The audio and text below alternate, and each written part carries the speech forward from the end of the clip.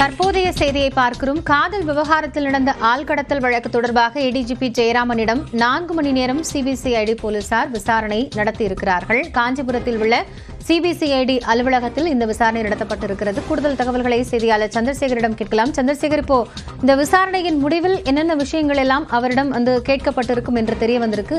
கூடுதல் தகவல் என்ன?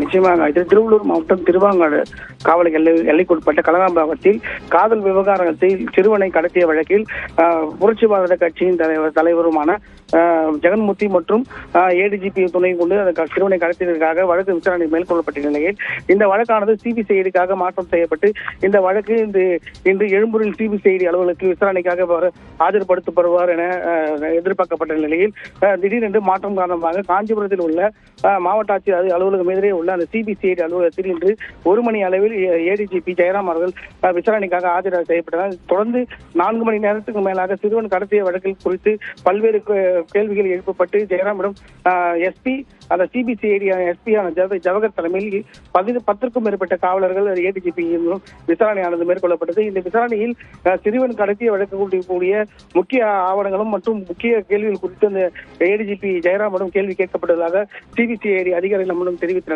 இந்த முக்கிய வழக்காக இந்த சிபிசிஐடி வழக்கில் விசாரணையானது தற்போது ஏடிஜிபி ஜெயராம் ஆஜர்படுத்திய இந்த வழக்கானது மிகவும் பெரும் பரபரப்பு ஏற்படுத்தி வருகிறது. காயத்ரி, நன்றி சந்திரசேகர், விவரங்களை வழங்கியமைக்காக.